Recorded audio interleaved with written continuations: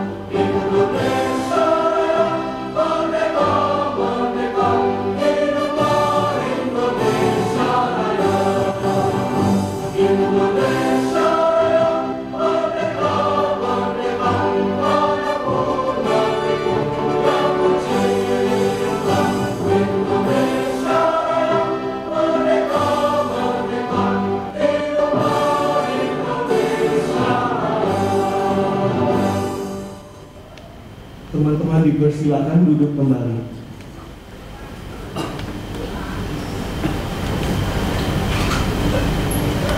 Untuk memulai acara, kami akan menggunakan pembicara kami pada sore ini untuk duduk di depan. Kepada yang terhormat, Founder and CEO Pelataran Indonesia, Bapak Yozua Marquez, dan Chief Strategy Officer Pelataran Indonesia, Mbak Anandita Marquez.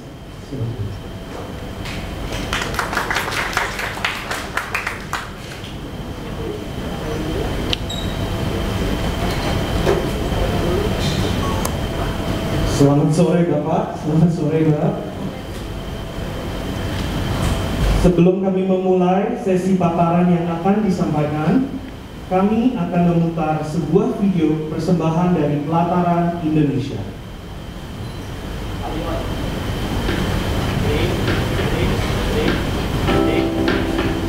As a true Indonesian icon and as a center for ecotourism in Indonesia, Pelataran continues to strive for excellence across all products and services to showcase the very best that Indonesia has to offer. With the pandemic receding into endemic status, Pelataran is delighted to see Indonesia's hospitality industry bouncing back stronger, better, and healthier. The pandemic taught us a valuable lesson that the greatest wealth is indeed our health.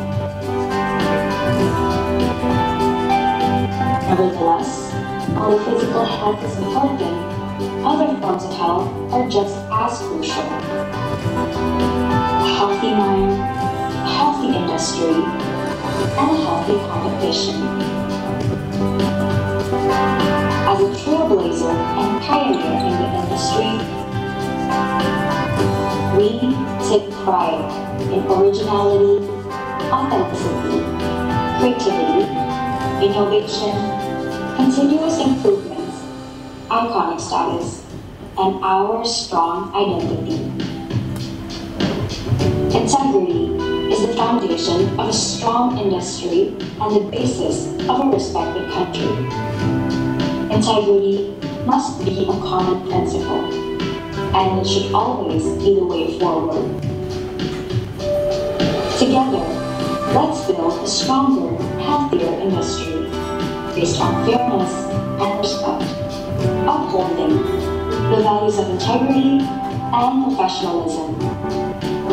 Plataran is dedicated to the advancement of Indonesia's hospitality industry, and we will continue to do our work.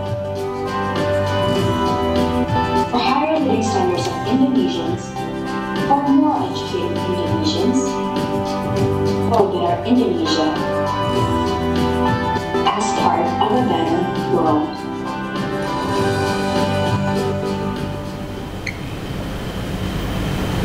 Bapak Yosua, waktu dan tempat dipersilakan.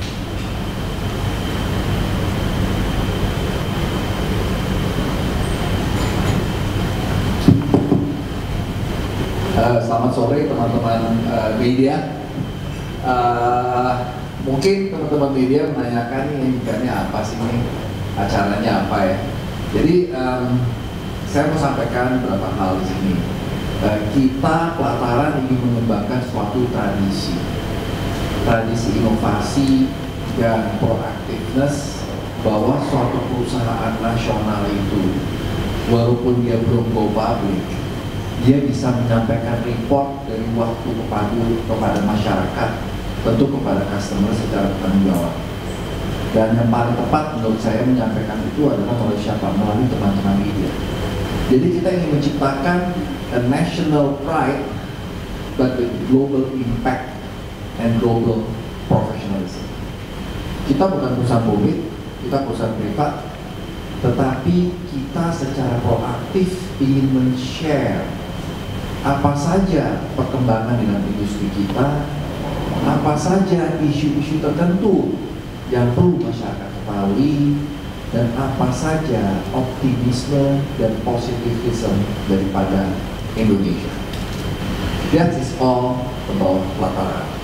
Dan teman-teman media di sini adalah saluran yang tepat untuk menyampaikan kepada masyarakat hal-hal seperti ini, sehingga kita semua terus dalam suasana positif, walaupun kita tahu situasi dunia yang tidak menentu, masalah COVID yang belum selesai. Malahan berapa waktu ini kelihatan katanya COVID-nya sudah mulai naik lagi 44%. Tapi itu kita juga mesti sadari bahwa endemi itu intinya adalah COVID itu memang tidak akan pernah hilang, tetapi efek dari tingkat mortality rate-nya, tingkat orang dirawat di rumah sakit, kesiapan rumah sakit, alternatif penyembuhan itu sudah ada, dan tingkat terkena infeksinya itu menurun.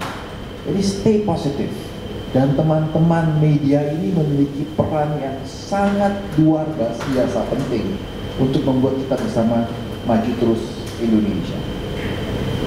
Jadi itu adalah the whole background kenapa kami mengundang teman-teman. Sama seperti tahun lalu juga kami mengundang teman-teman, walaupun tanpa ada acara apapun kita mengundang, tapi pada waktu itu masih menggunakan WFH ya, virtual, masih menggunakan virtual. Dan pada waktu itu isunya adalah mengenai intellectual property. Ya, sekarang isunya bebas, kita kemarin juga ngobrol bareng, tapi ada beberapa hal yang kami ingin laporkan on behalf of the industri pariwisata dan juga dari Plataran kepada teman-teman media.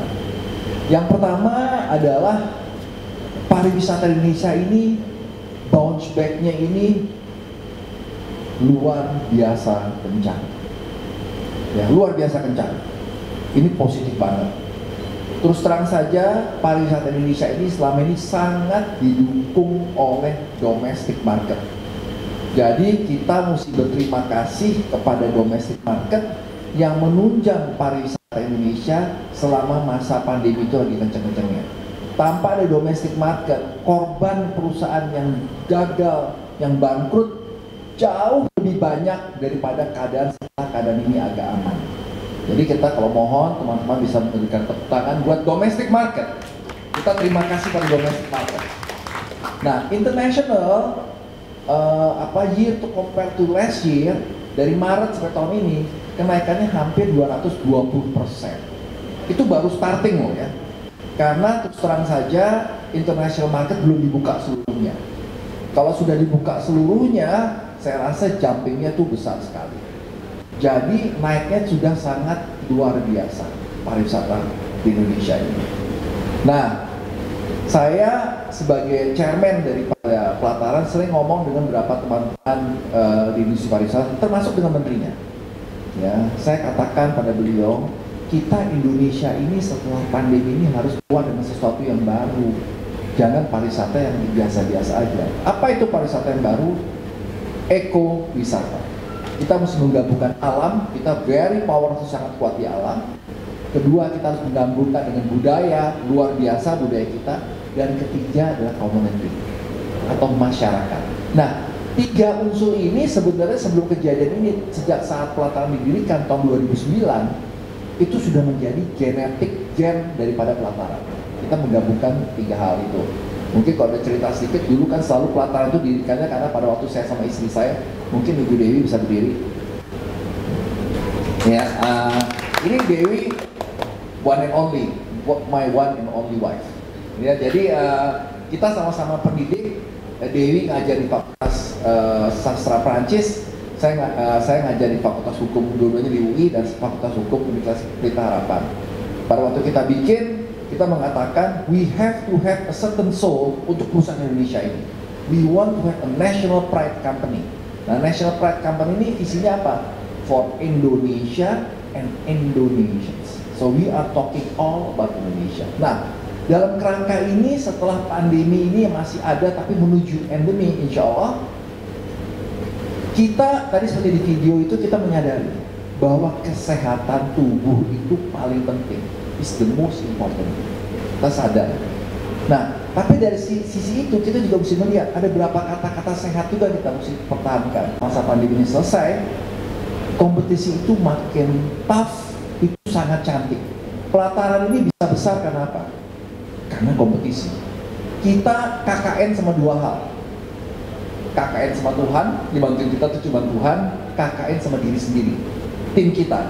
Jadi kalau kita bicara Pelataran, kita bicara suatu Pelataran yang namanya adalah innovation company dan youth growth. Kita bisa lihat semua isinya adalah anak-anak muda. Kamu umurnya berapa? Lupa lagi umurnya lo, 37. Tidak termasuk muda, Pak.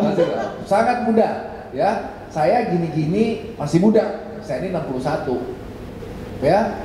Saya lahir tahun 61, umurnya 61 karena tahun 2022. Ya. Tapi saya mau katakan adalah Pelataran stock, everything talking about apa? Jiwa yang muda. Dan saya senang sekali, saya udah nggak kenal lagi anak Pelataran sekarang. Udah nggak tahu namanya lagi, semuanya anak muda gitu.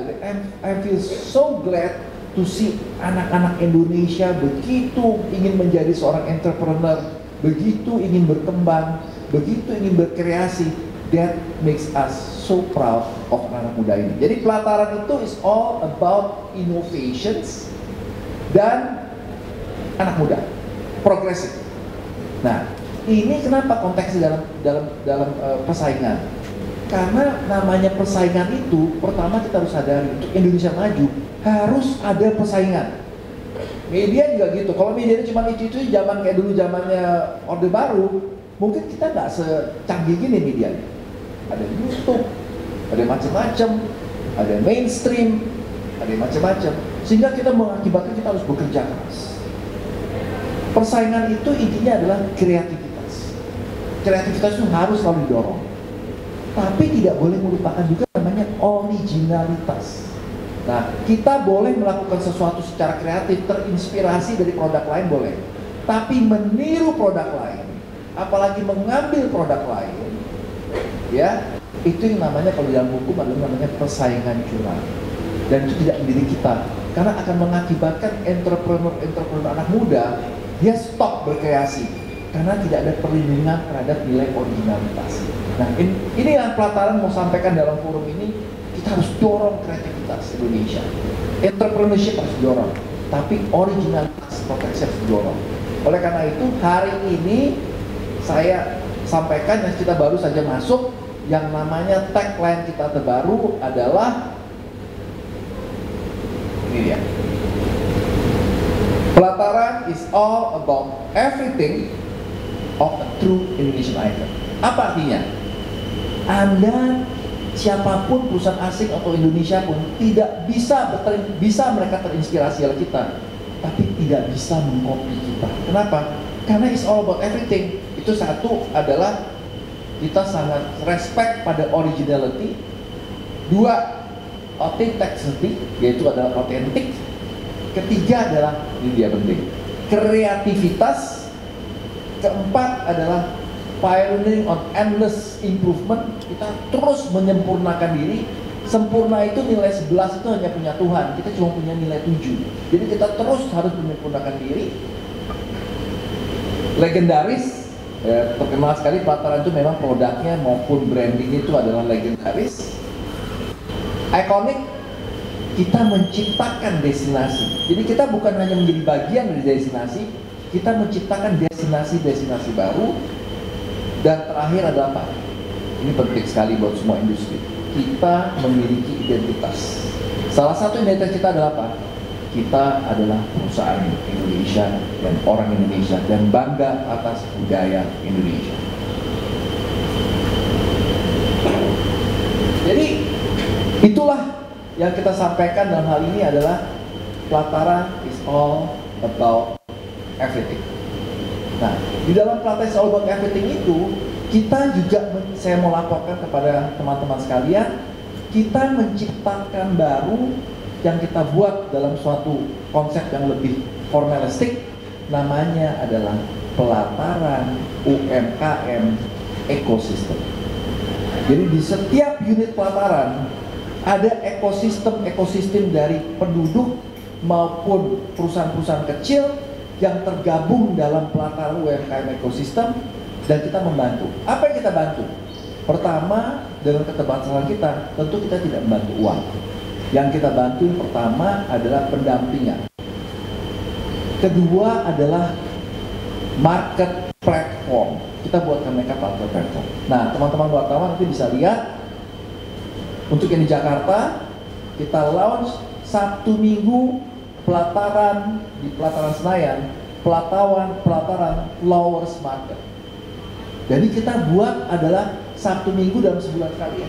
Kita baru tes sebulan sekali. Kita membuat Flowers Market di Pelataran Senayan. Siapa pesertanya? UMKM. Termasuk yang jual makanan dari UMKM GBK. Pakai ini. Jadi kita mau mengangkat UMKM ini menjadi apa? Ikut di dalam kompetisi, menciptakan bagian daripada platform secara profesional yang kita ciptakan. Itu yang sedang kita lakukan. Nah, yang terakhir juga kami akan laporkan adalah Pelataran itu juga sangat aktif dalam yang namanya green economy. Ya, namanya adalah yang global climate change. Kita menjadi bagian daripada G20 showcase adanya di Pelataran Menjangan Bali Barat. Nanti kalau ada pertanyaan kita bisa sampaikan. Saya pikir untuk pembukaan itu dulu, nanti kan teman-teman datang pasti ada mau tanya ya. Mungkin mau tambah? Oh ya, Borobudur. Nah ini tadi CEO saya mengatakan mengenai Borobudur. Ini pada waktu informasi teman-teman media menyampaikan mengenai Borobudur yaitu 750.000, ini benar nih. Automatically instruksi saya langsung the next day saya lakukan conference call, Zoom call dengan tim Borobudur. Langsung, betul ya. Saya bilang gini, kita mesti memberikan sosialisasi yang baik kepada masyarakat. Sebenarnya ini semua apa sih background ini semua? Backgroundnya adalah semua memiliki nilai baik adalah apa? Untuk menjaga, mempreserve Candi Borobudur. Karena memang Candi Borobudur ini terus terang aja, kalau dibiarkan semua orang naik tanpa ada pengaturan, kita adalah salah satu orang berdosa di dunia ini, menghancurkan situs dunia yang dilindungi dan kebetulan juga menjadi tempat ibadah saudara-saudara kita yang beragama Buddha. Itu dulu konteksnya saya bilang sama teman-teman saya yang di Pelataran. Kedua, Sejak 2010 Pelataran Borobudur didirikan, kita sudah memiliki visi. Visi kita adalah apa? Itu semua tidak boleh kegiatan di center di Candi Borobudur. Itu justru harus dipecah keluar. Pertama, mengurangi tingkat kepadatan di Candi Borobudur. Kedua, menghidupkan desa-desa sekelilingnya. Nah, itulah yang saya dengar yang mau dilakukan kalau teman-teman ke Borobudur. Itu ada namanya adalah Pelataran Borobudur, bukan pelatarannya kita ya. Pelataran Borobudur itu tempat yang sekitar lokasinya sekitar hampir berapa? 3 km tempat candi itu berdiri. Itu namanya Pelataran Borobudur. Di sana teman-teman kalau ke sana itu kalau jogging, lari itu bagus banget. Ada museum dan sebagainya. Terus ada level 1, 2, 3. Yang 750.000 itu naik katanya sampai level 3. Kalau yang cuma di bawah di pelataran itu bayarnya 50.000. Jadi menurut saya kita itu termasuk pemerintah harus mensosialisasikan dengan baik. Pertama, menyampaikan dulu maksud baiknya. Kedua, rasional di belakang itu. Nah, masalah 750.000 pakai tarif dan lainnya ternyata kan ditunda, masih mau dikaji lagi. Itu kita lakukan. Tapi yang penting semangat kita adalah menjaga Candi Borobudur sehingga generasi penerus masih bisa menikmati Candi Borobudur sebagai peninggalan kita. 1200 tahun tuh. Buatnya adalah antara 75 sampai 90 tahun itu candi. Kita punya kewajiban untuk jaga. Dan pelataran sejak awal kita berdiri, tugas kita adalah apa? Menarik kegiatan keluar dari Borobudur. Itu kita bikin namanya 6 langit. Sehingga apa? Sehingga orang bisa menikmati Candi Borobudur apa? Dari ketinggian yang di atas. Sehingga Candi Borobudur tetap utuh. Kalau ada orang mau naik ke atas, bisa dilakukan melalui apa?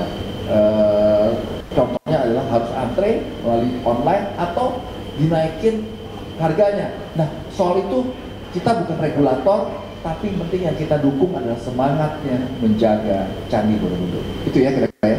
Mungkin Anandita mau tambahkan ada progres apa dari apa? Oh, mau silakan. Oh ya, silakan. Terima kasih Bapak Yosua atas penjelasannya, very inspiring. Berikutnya kita akan mendengarkan paparan dari yang terhormat Mbak Anandita selaku Chief Strategy Officer. Waktu dan tempat Yosua. Selamat sore kepada teman-teman media semua. Perkenalkan, nama saya Anandita Marcus. Saya selaku Chief Strategy Officer daripada Pelataran Indonesia.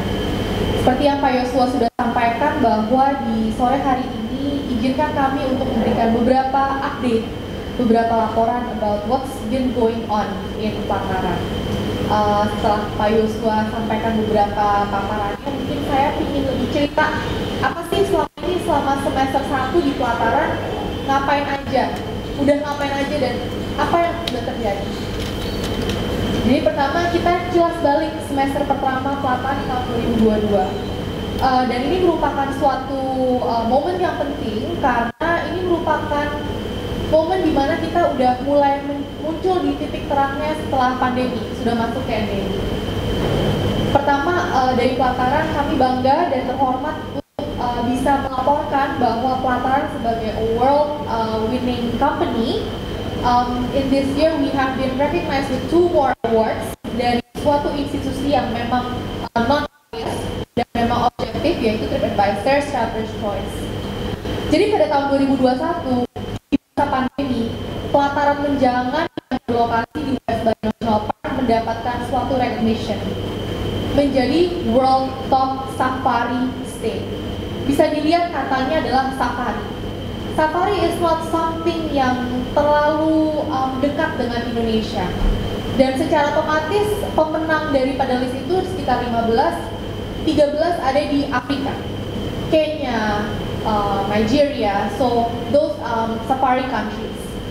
However, ada 2 di Asia, 1 di India dan 1 di Indonesia. Dan di Indonesia dimenangkan oleh Pelataran. So we were really proud, kami sangat bangga untuk bisa merepresentasikan Indonesia dari sisi lain dan masuk kepada list ini. Di tahun 2022, kami juga mendapat recognition sebagai top small states in Asia. Ini juga in alignment dengan certain properties. Kenapa? Because we do want to make people feel like they're at their own home. Jadi udah kayak di rumah. Jadi memang pilihannya nggak begitu banyak sehingga pelayanan itu completely personal, completely intimate, and completely tailor-made. And secondly, Pelataran Bromo have been recognized as one of Asia's best hotels for families. Ini juga merupakan kebanggaan untuk kami. Kenapa? Karena kami yakin bahwa Bromo itu merupakan salah satu warisan Indonesia yang harus dinikmati, bukan hanya untuk orang Indonesia, tapi orang internasional. So, and most importantly, hotels for families. Salah satu visi Pelataran adalah untuk mengedukasi. Mengedukasi itu kita percaya juga mulai dari rumah. Jadi kita bisa bawa family kita di Pelataran Bromo, itu merupakan suatu titik penting untuk kita bisa menularkan semangat itu pada anak-anak. Next. Approaching the endemic, dengan semangat menyambut endemi, Pelataran terus melakukan ekspansi and even new openings of new businesses. Pertama, di akhir bulan Maret kami menambah suatu extension business unit, yaitu adalah Patio Bakery. Patio Bakery ini merupakan suatu cikal bakal dari our future projects, di mana kami akan mereplikasikan Patio Bakery ini menjadi business unit sendiri. Patio Bakery ini merupakan suatu konsepnya merupakan artisan homemade neighborhood bakery. So kita bukan bakery yang mass market yang jualan roti 1000. Everything is made homemade, everything is made fresh daily supaya kualitas terjaga. Secondly, di kiri bawah, di Pelataran Bromo untuk memenuhi demand yang puji Tuhan terus naik, kami menambahkan extension. Extensionnya merupakan suite wing. Jadi ini juga salah satu kiat kami untuk menaikkan living standards daripada wisatawan dan juga ekonomi di Bromo. Selama ini orang datang ke Bromo itu satu hari cuma untuk mampir, lihat sunrise, and then they go. They didn't really appreciate apa sih Bromo, apa sih culture, budaya dari Tengger, apa sih budaya dari Jawa Timur, Pasuruan yang bisa diangkat lebih tinggi lagi. Lewat Pelataran Bromo Extension Suites, secara otomatis harganya memang lebih tinggi daripada harga yang sekarang kami jual. Namun kami sangat berbangga bahwa responnya sangat baik, dan masyarakat justru antusias untuk datang ke sini, dan disinilah kami bisa mengedukasi tentang culture lebih jauh lagi. Selanjutnya di kiri bawah kedua merupakan 6 Langit. Seperti yang Pak Yosua bilang bahwa 6 Langit merupakan bagian dari bisnis unit kami di Borobudur. So 6 Langit itu ditemukan sama Pak Yosua waktu itu naik motor. It was inside a village actually, jadi memang di dalam suatu dusun. Dan disitulah memang tujuan Pelataran kan memang untuk Indonesia dan untuk orang Indonesia. Sehingga dari 6 Langit kami berhasil untuk menghidupkan dusun sekitar. Dikarenakan juga untuk demand yang terus meminta kami untuk menambah ekspansi, dan juga untuk menanggulangi cuaca yang memang lebih unpredictable di daerah 6 Langit, kami menambahkan extension. Jadi sekarang 6 Langit bisa buka full day, dan juga dengan opsi bisa tertutup atau indoor or outdoor. Thirdly, itu merupakan foto dari Pelataran Komodo. Jadi Labuan Bajo satu-satunya property hospitality yang merupakan private villas luxury adalah Pelataran Komodo. Di sini kita upgrade lagi. Upgrade lagi dengan apa? Kita mengubah konsep villa menjadi konsep residence.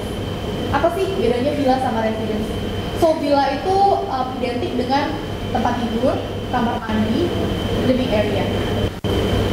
Namun residence, it has a deeper meaning, punya arti yang lebih dalam. Residence itu ya tempat tinggal, rumah. So residence itu automatically we added new facilities, yaitu living area, tempat orang benar-benar ngobrol, bisa kerja. Dan kita semua menaikkan teknologi aspek, sehingga orang tuh benar-benar merasa this is not only a holiday home, but mereka bisa dengan culture work from anywhere. Sekarang that's their new home. And last but not least, not too far from here, merupakan addition kami di tahun ini, semester ini yang terakhir, yaitu adalah rooftop di Pelataran Senayan. Jadi sebenarnya rooftop ini tempatnya udah ada. Ini bukan kita bikin baru atau kita tiba-tiba baru ada tempat, enggak. It has always been there. Merupakan bagian dari Kidari. Namun kita sekarang centralized ini menjadi suatu after hours. Jadi untuk orang-orang yang mungkin setelah jam kantor, setelah meeting mau melanjutkan misalnya with light drinks atau light snacks sambil menikmati panorama Jakarta, inilah tempat. Jadi di Platara itu walaupun ya setengah-setengah pandemi, almost endemi, semangat kita untuk berekspansi, semangat kita untuk terus berkreasi tidak pernah pudar. Dan ini direfleksikan dengan produk-produk dari kami. Next. Adapun semester 1 diisi dengan berbagai macam perhelatan yang memang levelnya kebanyakan adalah nasional. Pada bulan Februari kami ditunjuk oleh Kementerian Keuangan untuk menjadi venue for G20 Hospitality Dinner Finance Track. Disinilah menteri-menteri finance dari dunia datang, dipimpin sendiri oleh Ibu Sri Mulyani. Dan disinilah pagelaran dilaksanakan, di mana di Tugu Majapahit para delegasi dari seluruh dunia bisa melihat keindahan Indonesia. Selanjutnya pada bulan April di Borobudur kami kedatangan 2 tamu spesial di hari yang sama. Jadi pertama Presiden Susilo Bambang Yudhoyono memang sudah beberapa kali ke Pelataran Borobudur. Beliau datang memang juga dengan keluarganya, dan pada hari yang sama Presiden Joko Widodo juga datang.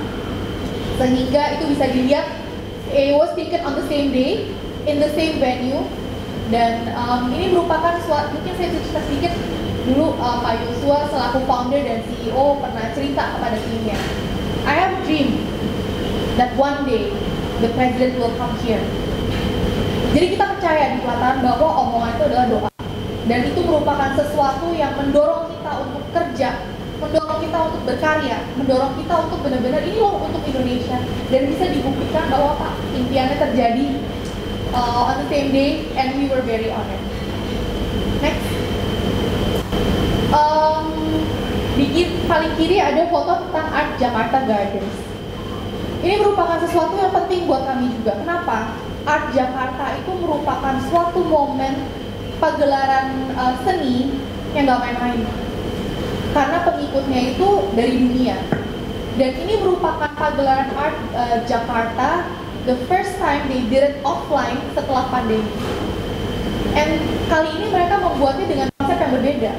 Biasanya mereka buat di dalam hotel, di dalam ballroom, enggak. Mereka bilang inilah saatnya kita memperkenalkan seni kepada publik. Dan makanya mereka buat temanya adalah Art Jakarta Gardens.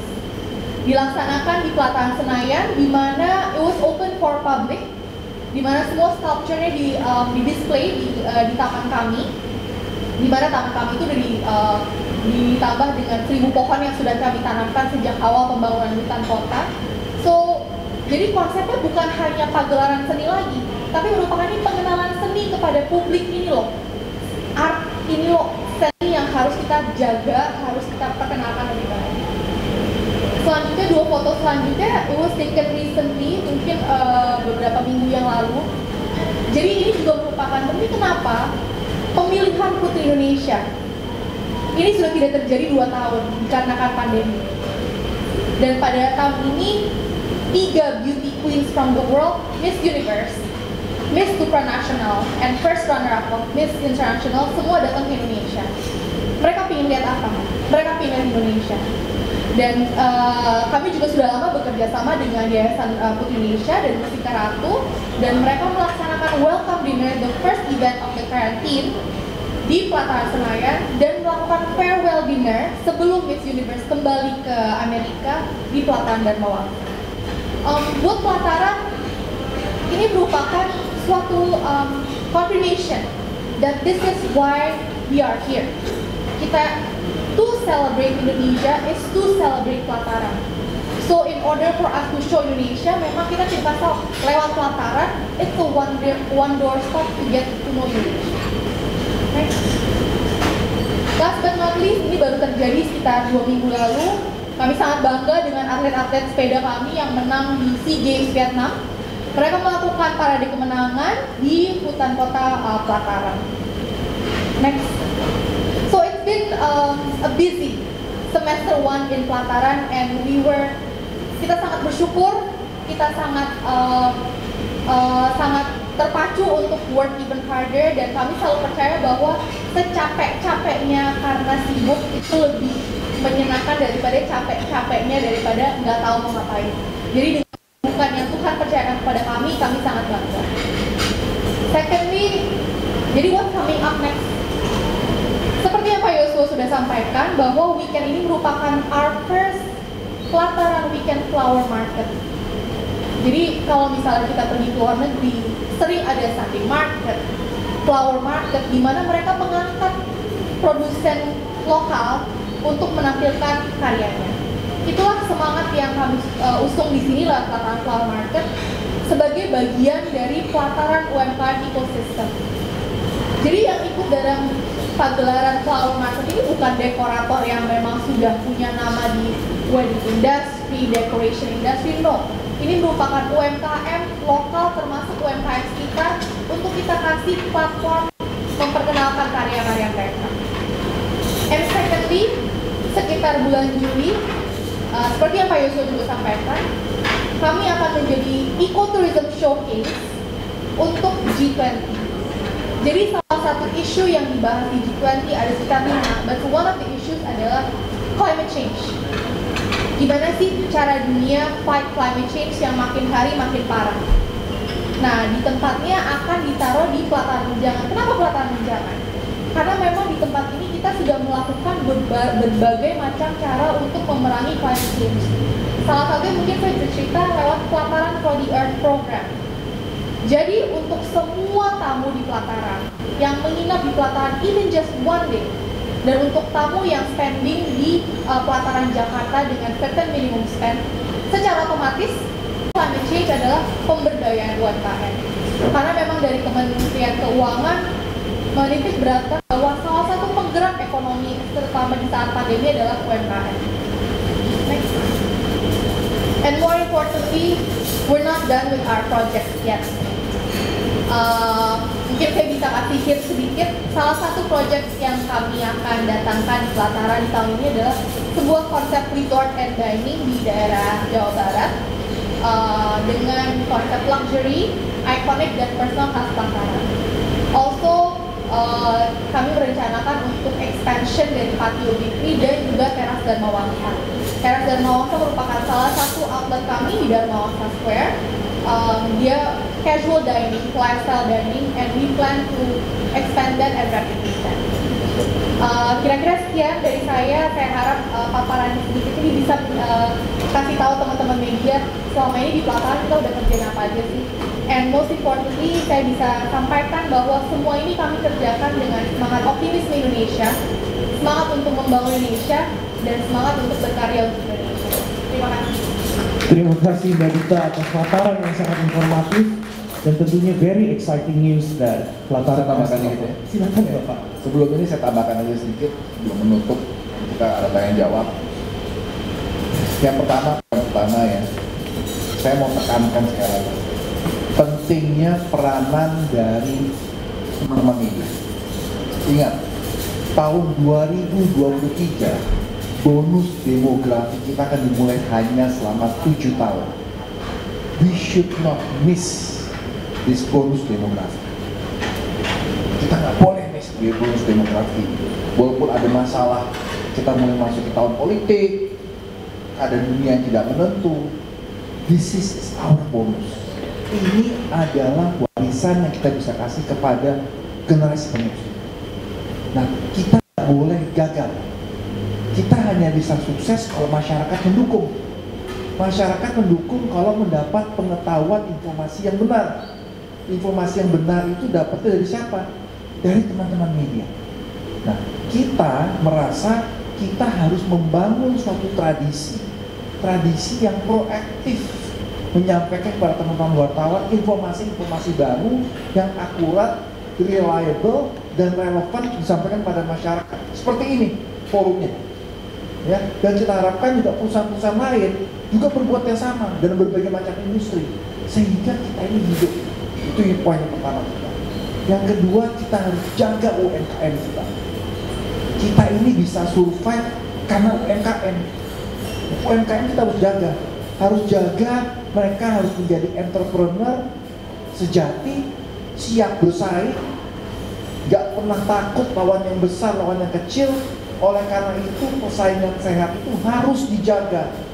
Kreativitas, penghormatan kepada originalitas itu manusia harus dijaga. Keempat, yang saya mau sampaikan juga dalam forum ini yang tadi disampaikan, pentingnya swasta seperti kita lakukan ini dan merajut Indonesia Incorporated. Bagaimana kami secara aktif mencoba merajut keempat kementerian untuk bekerja sama. Kita bilang, yuk kita lakukan ini. Kita lakukan Global Climate Showcase, kasih tahu sama negara-negara lain yang pariwisata bilang mereka hebat, kita lebih ikonik dengan menggabungkan 3 hal tersebut, yaitu alam, budaya, dan masyarakat. Saya yakin dengan bantuan teman-teman media, dengan semangat kita yang positif, kita bisa terus membangun Indonesia menuju Indonesia Emas. Terima kasih. Baik, untuk mempersingkat waktu, kami buka sesi tanya jawab. Silakan untuk teman-teman media yang tidak ada pertanyaan yang silakan boleh di pas.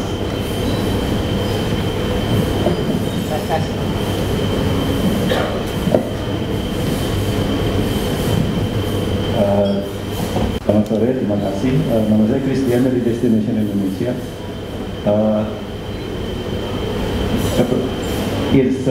Kalau saya lihat berapa tahun terakhir dari tengah gelombang akuisisi merger di industri hotel gitu, terutama di saat pandemi, ya selalu buat pelataran yang bertahan dan nggak cuma bertahan tapi berkembang gitu. Jadi merek lokal yang punya rekam jejak yang bagus dan dari kemarinnya kayaknya punya prospek yang juga bagus. Cuma saya mau tahu konteks dari press conference-nya, terutama poin soal originalitas gitu. Lalu di press release saya baca siap menindak kalau ada pelanggaran hukum gitu. Saya mau tahu konteksnya, ini sebenarnya ada pelanggaran hak cipta terhadap pelataran atau saya tadi buka database keputusan Mahkamah Agung, nggak ada keputusan terbaru yang terkait pelataran, jadi saya mau tahu konteksnya ini apa ada pelanggaran hak cipta terhadap merek pelataran atau konsep pelataran yang ditiru di tempat lain atau itu aja. Terima kasih. Terima kasih Mas. Jadi kita bicara dulu konteks helikopter view-nya.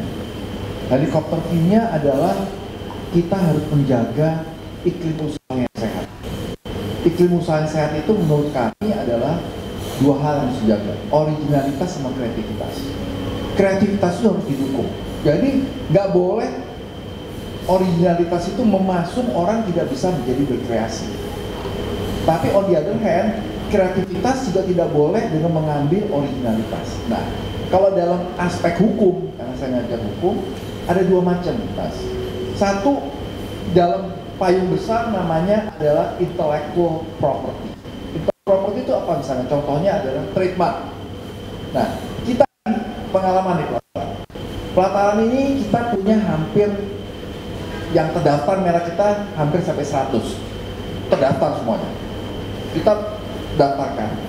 Itu pun dalam prakteknya masih ada berapa perusahaan yang mencoba menggunakan. Nah, tadi kalau Mas tanya, itu aspek legalnya gimana? Itu yang kita lakukan adalah quote unquote yang kita katakan adalah by heart enforcement. Pertama yang kita lakukan adalah apa? Kita membuat suatu video mengajarkan kepada teman-teman yang berusaha, hey, this is an intellectual property. Ini adalah pelanggaran hukum loh. Kita kasih dulu. Masih kejadian, kita kasih lagi another press release. Masih kejadian lagi, baru kita kasih yang namanya masuk ke dalam arena hukum, yaitu ada namanya quote unquote surat peneguran. Nah, syukur alhamdulillah dengan pendekatan yang bergabung antara pendekatan hati dan pendekatan enforcement, itu semuanya sampai sekarang Mas, semuanya hilang tanpa kita harus pengadilan.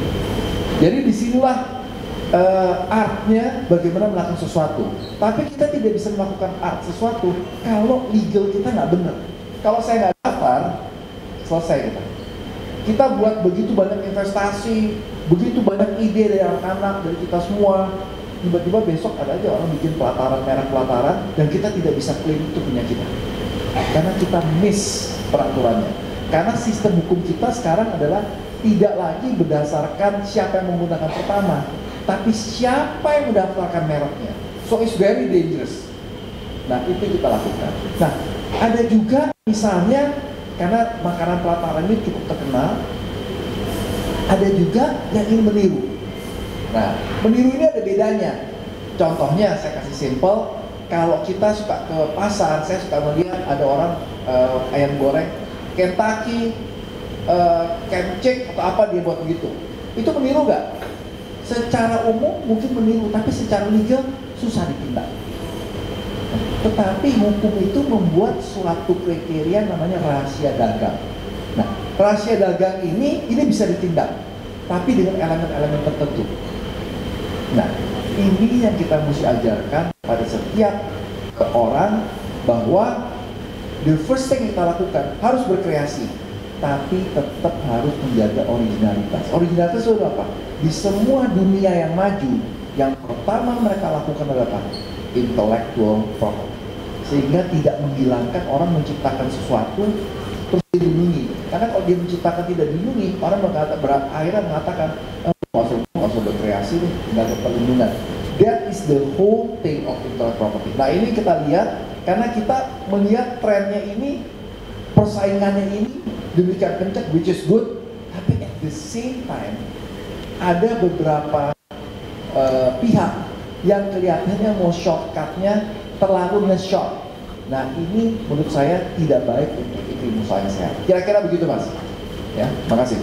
Terima kasih. Mungkin ada teman-teman media yang lain? Ya, silakan. Selamat sore. Assalamualaikum warahmatullahi wabarakatuh. Waalaikumsalam. Nama saya Ray, saya dari RTV Raja Wali Televisi. Ada beberapa pertanyaan yang saya catat, tapi saya ingin menanyakan satu saja. Di bulan Juli mendatang, Pelataran akan meluncurkan platform dan pilot project Ecotourism Showcase G22 dengan fokus carbon footprint. Dapat sedikit dijelaskan apakah mengenai acara tersebut? Terima kasih. Selamat sore Mas, terima kasih untuk pertanyaannya. Izinkan saya menjawab. Jadi memang seperti yang saya sempat ceritakan sebelumnya, bahwa ini bertujuan menjadi salah satu program untuk G20. Jadi dari beberapa issues yang di-raise lewat G20, salah satu isunya adalah climate change.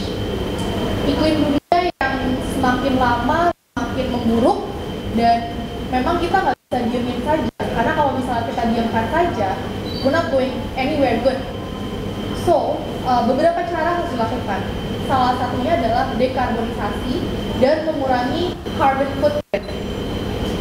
Cara mengurangi carbon footprint adalah beberapa sudah dilakukan, misalnya dengan mobil yang lebih ramah lingkungan, motor yang ramah lingkungan. Tapi ada juga sisi dari sisi alam yang bisa kita bantu. Salah satu dengan penanaman pohon, dengan perlakuan bisnis yang lebih eco-friendly dan lebih ramah lingkungan, dan tanggung jawab secara sustainability. Jadi ini merupakan suatu fokus area di G20, di mana Indonesia ingin memperlihatkan kepada dunia bahwa we're already doing it. Keuangan juga harus ada regulasinya, dan Kementerian Dalam Negeri juga merupakan instansi yang sangat penting dari dalam peraturan daerah. Jadi memang jika diceritakan, this is a showcase from Indonesia to the world untuk melakukan climate change. Saya tambahkan aja dikit Mas ya. Salah satu ciri khas daripada pelataran, kekuatannya pelataran adalah very strong di konsep. Very strong di konsep. Jadi tadi dijelaskan oleh Anandita adalah, itu lokasi kita adalah 382 hektar. Panjang garis pantainya itu 7 km dan ini dari hutan mangrove.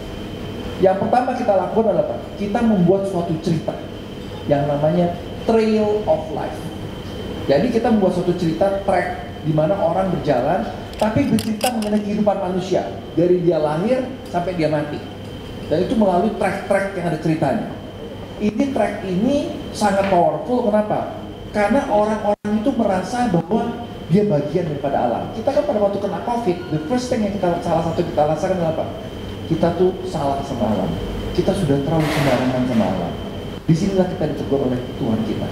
Nah, di situ dia belajar trail of life, sambil melihat berbagai macam flora fauna yang kita perkenalkan, termasuk program kita perlindungan kepada burung jalak bali.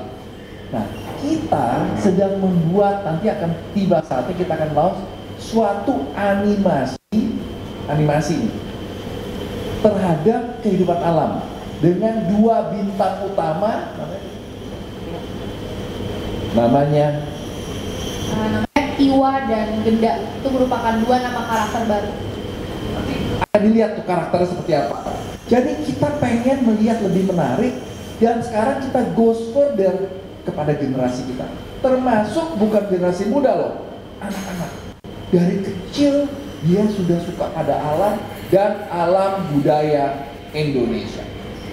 Bahkan kira-kira mungkin mudah-mudahan membantu sehingga orang luar negeri nanti dari sana pada waktu dia lihat, kita bukan hanya bicara mengenai global, karena waktu pelataran masuk ke Taman Nasional Bali Barat, pada waktu Taman Nasional Bali Barat itu parah, banyak ditebang pohonnya, burung ditembakin. Pertama kali kita masuk, kita katakan sama tim kita, yang kita lakukan perbaikannya bukan hutannya, bukan binatangnya, tapi masyarakatnya kita kasih kerja dulu. Masyarakatnya kita kasih kerja, kita ikut bersama-sama, yuk kita jaga hutan ini. Dan itu berhasil. Jadi kita nggak mulai dari binatangnya, nggak mulai dari hutannya, masyarakat dulu kita ajak, karena masyarakatnya, maaf, sangat berkekurangan. Jadi bagaimana Anda mau jaga burung, mau jaga kijang, mau jaga pohon, masyarakatnya miskin, ya tiap hari dia tebang pohon, dia lapar, dia tembak burung.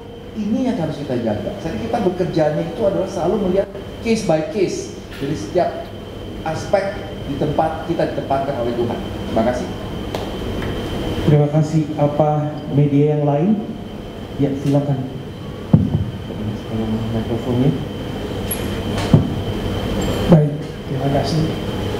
Saya Erik dari Koran Jakarta. Menarik pemaparannya tadi. Saya ingin minta elaborasi lebih luas lagi soal UMKM. Tadi dijelaskan sama Bapak bahwa ada 300-an ya titik pelataran di Indonesia. Kira-kira apa yang sudah dilakukan terhadap UMKM di daerah persisnya? Terus apalagi yang akan dilakukan ke depannya yang menjadi langkah-langkah konkret perusahaan? Terima kasih. Terima kasih pertanyaannya. Jadi UMKM itu kami merasa merupakan gini, pada waktu kita ke pelataran, kita bicara mengenai masyarakat. Selalu saya katakan pada tim kita, kalau kita masuk ke suatu daerah itu masyarakat tidak mendukung, jangan masuk ke tempat itu. Jangan. Oleh karena itu, pada waktu kita masuk, maka masyarakat itu harus mendukung. Terutama masyarakat apa? Biasanya kita masuk ke tempat-tempat yang orang nggak mau masuk. Contohnya tuh, di Langit.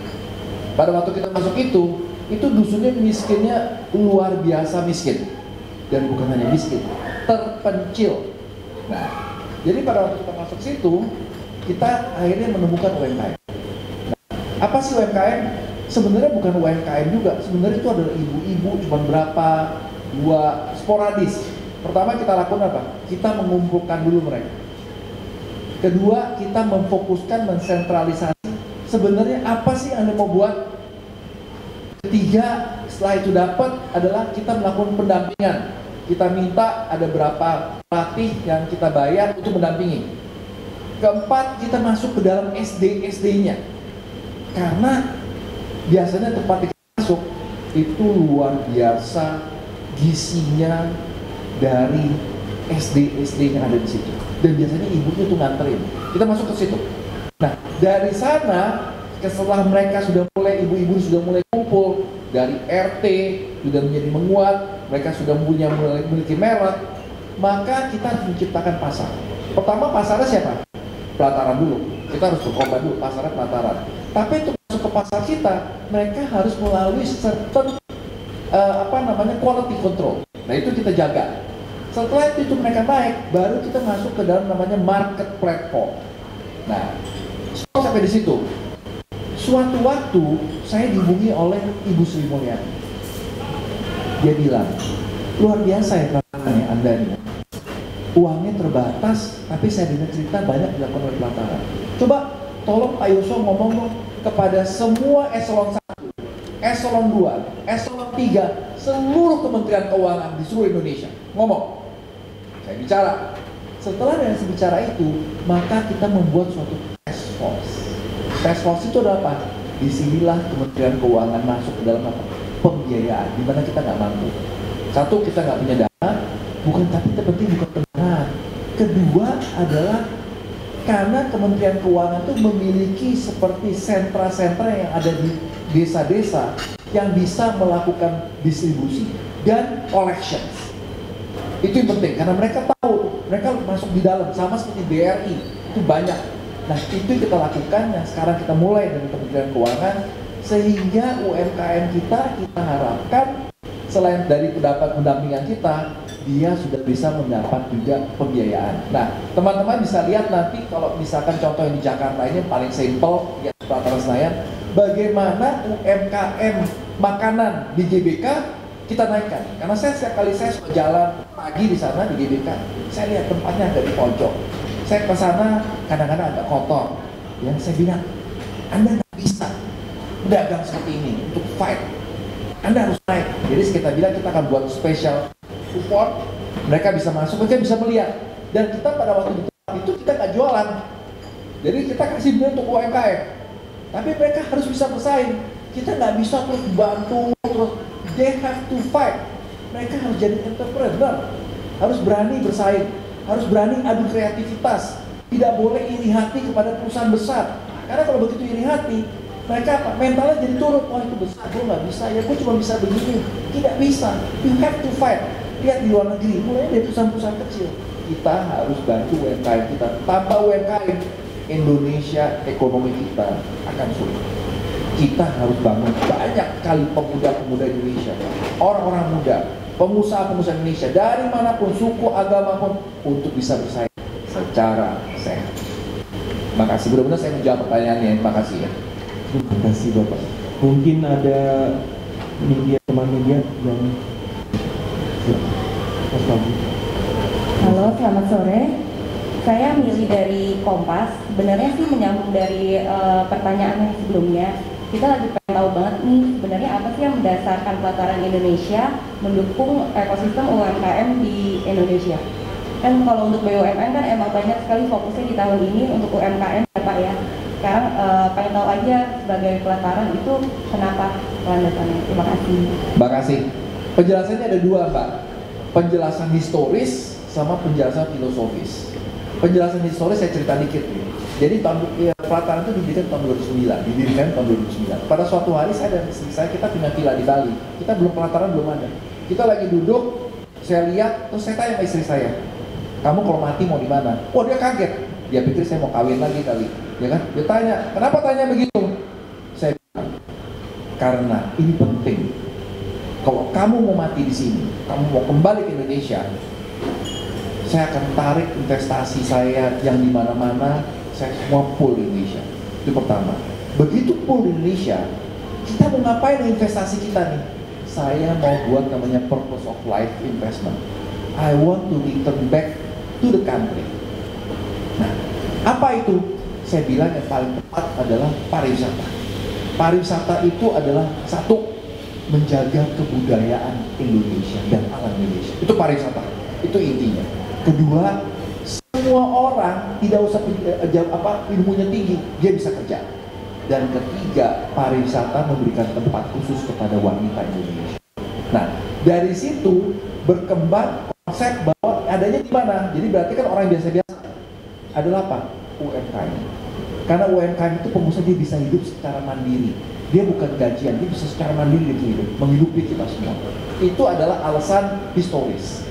Alasan filosofis, karena memang Pelataran ini selalu benderanya itu adalah Indonesia. Kita bagian Indonesia. Kita swasta, tapi kita harus membangun Indonesia juga dengan segala keterbatasan maupun kelebihan kita. dan kita merasa UMKM adalah benteng, salah satu benteng ekonomi Indonesia. Kira-kira begitu Mbak, kenapa kita fokus sama UMKM? Terima kasih. Baik, karena waktu kami terbatas, tapi kita akan tetap membuka private interview session bersama para pembicara setelah ini. Dengan demikian, terima kasih atas pertanyaan-pertanyaannya. Terima kasih Bapak Joshua, terima kasih Mbak Dita. Kami akan menutup acara press conference kali ini. Jika teman-teman media ingin mendapat informasi lebih mengenai sesi ini atau keperluan dokumentasi, harap hubungi kami. Sekali lagi dari Pelataran Indonesia, kami ucapkan terima kasih, salam sehat, dan selamat menghidangi hidangan yang telah kami siapkan untuk teman-teman media. Terima kasih, selamat sore. Makasih ya, makasih.